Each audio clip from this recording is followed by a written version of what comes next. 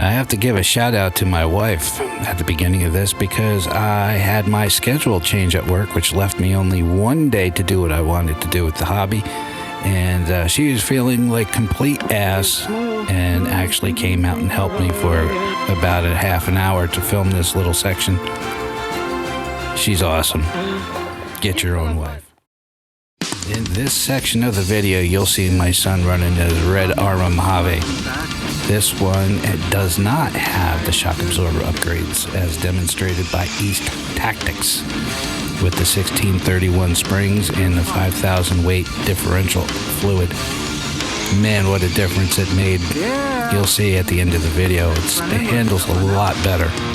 My son is running the TP motor 1700 kV. I think it was 1700 kV. Anyway, it's a torquey little thing and it'll pick up the front end of the Mojave real quick.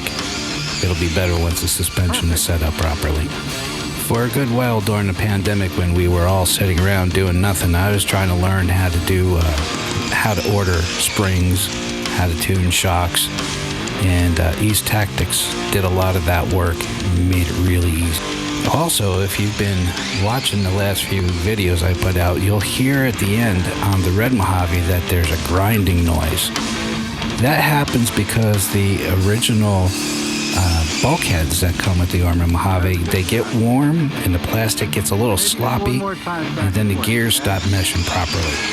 So I have taken all three of the differentials apart and they're fine. It's just that Delrin plastic is just soft, especially when it gets warm. So they're going to be traded out for those Vitavon bulkheads. You see how these are on the end? They're not flat. So if you stand them up like this, they're all like cockeyed. So what we're going to do is turn that on and we're going to bevel this. Okay, watch the dad. This is all squared. This thing is to lock this so it doesn't move.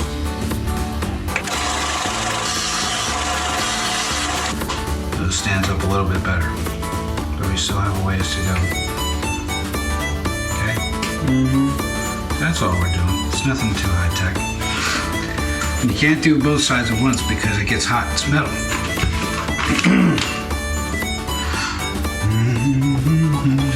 When you are pressing, you want to lift up a little bit, but not like that, all right? Because you'll hurt yourself. Just want to give it a little bit of pressure towards where you're trying to work right there, okay? Try it. Right here? You see where the work is? This has to be right on the top because you're going to be trying to grind that down flat right there, okay?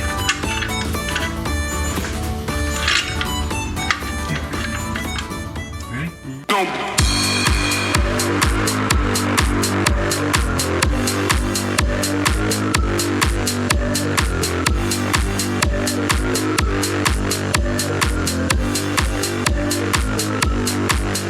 Check it. There you go. Do a couple more.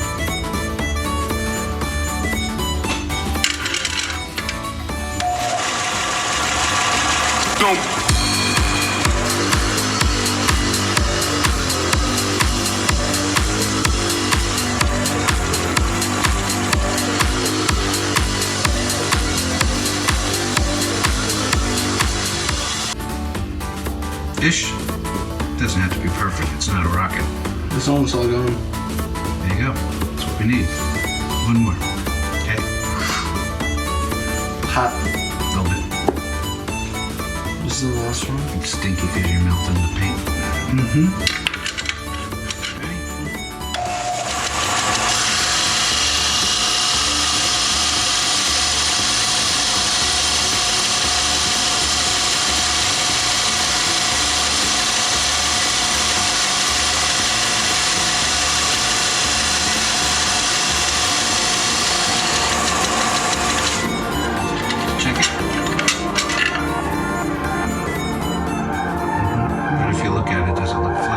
Yeah. Hey, see, you're doing all right.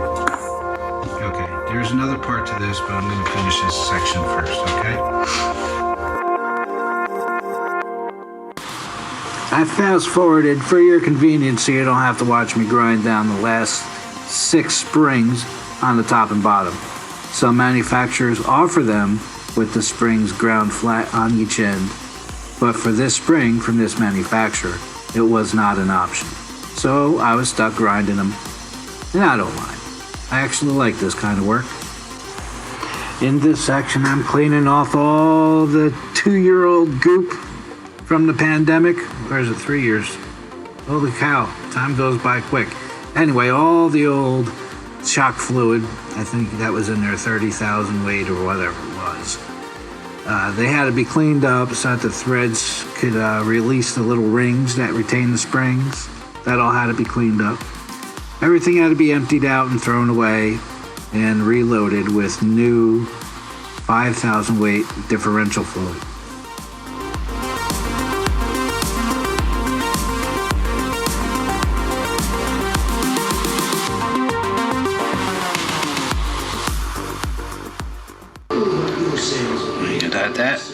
If you're not familiar with rebuilding these springs or shock absorbers, it might take you 3 hours, including removing them from your vehicle, cleaning all the old goop out, cleaning the threads on the outside and getting rid of all the grease, checking your O-rings and your seals, putting all the new 5,000 weight differential fluid inside the shock absorbers, And we're done.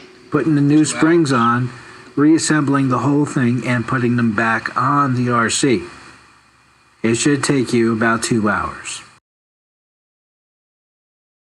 So here's the benefit of all the hard work is not the rolling, of course, that's just me being dumb.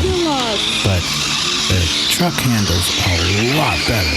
It's more floating like you would see on the cross-desert racing trucks. You know, it kind of floats better. A hell of a lot better handling in the turns, on the straightaways, and the rear end doesn't sag and drag its ass on the ground. That's the most important change. I highly recommend this upgrade. Watch that channel, East Tactics. He's got a wealth of knowledge, not just this project, but many others. And thank you for watching my channel. Bye.